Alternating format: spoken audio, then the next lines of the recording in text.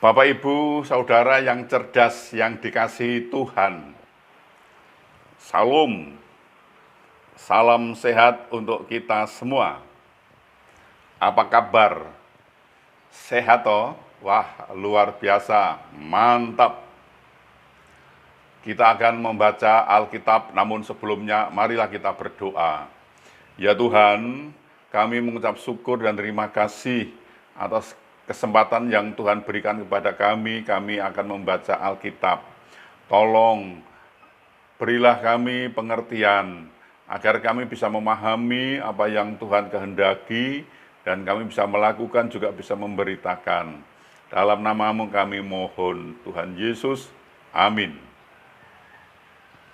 Bacaan Alkitab Amsal pasal 25 ayat 28. Orang yang tak dapat mengendalikan diri adalah seperti kota yang roboh temboknya.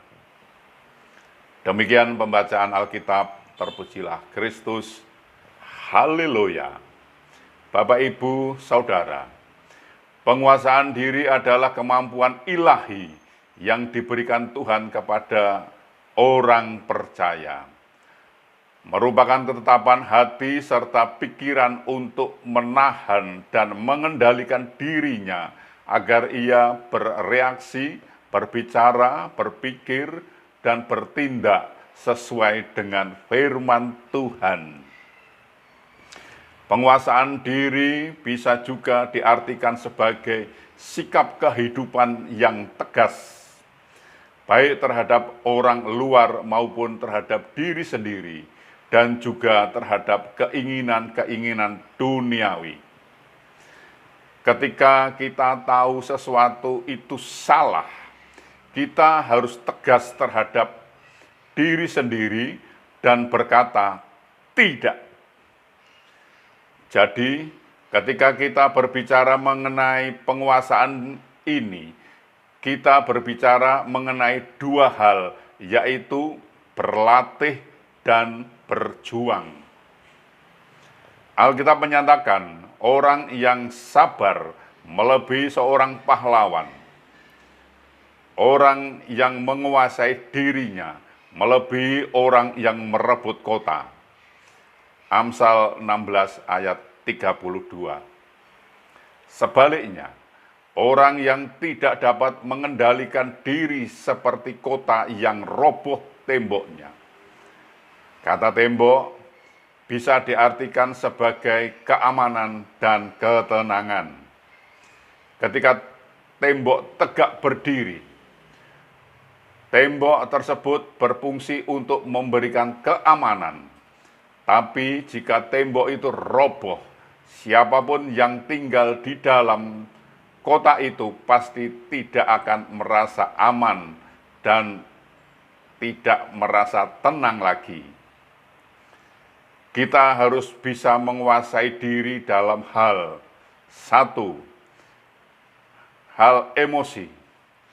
Jika emosi seseorang tidak terkendali akan menimbulkan pertengkaran.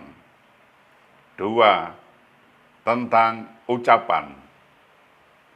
Menguasai diri dalam hal ucapan adalah penting sekali.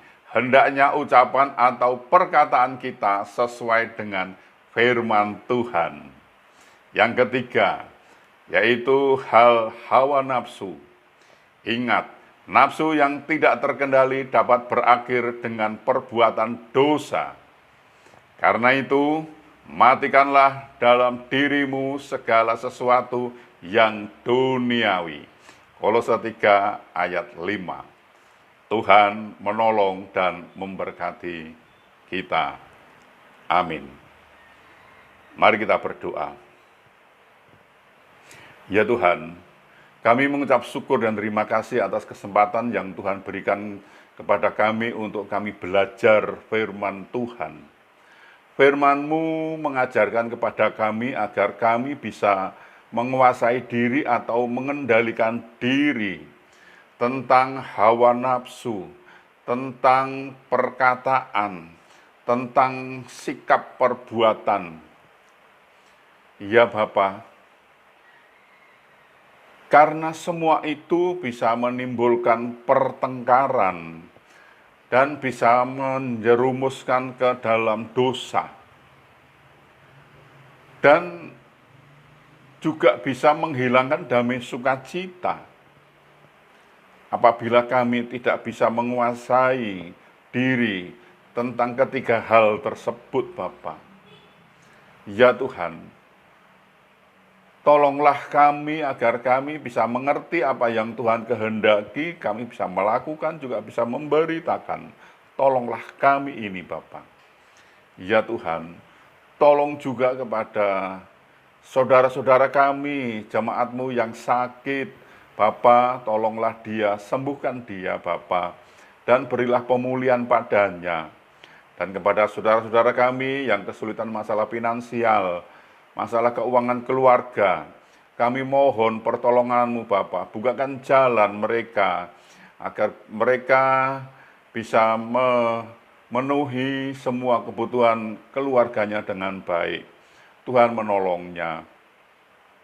Ya Tuhan, kepada bangsa kami, tolonglah bangsa ini, agar bangsa ini lebih mengenal Engkau, Tuhan Yesus, dan mereka mau belajar tentang firman Tuhan, sehingga bangsa ini mendapat kasih-Mu, Bapa.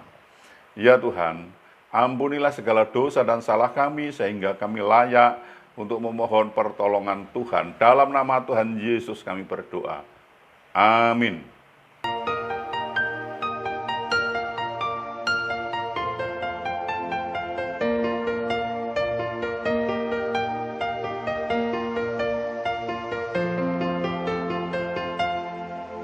Bapa kami yang ada di surga, dimuliakanlah nama-Mu. Datanglah kerajaan-Mu, jadilah kehendak-Mu di atas bumi seperti di dalam surga.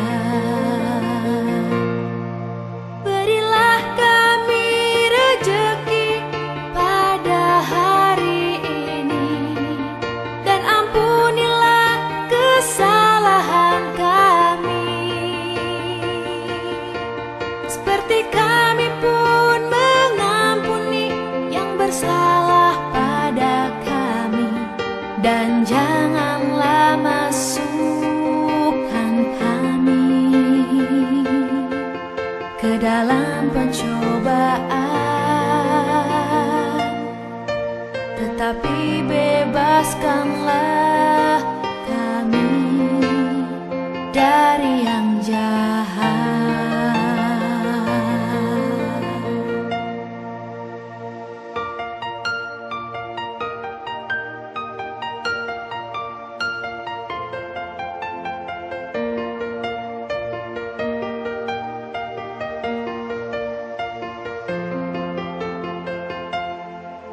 Bapa kami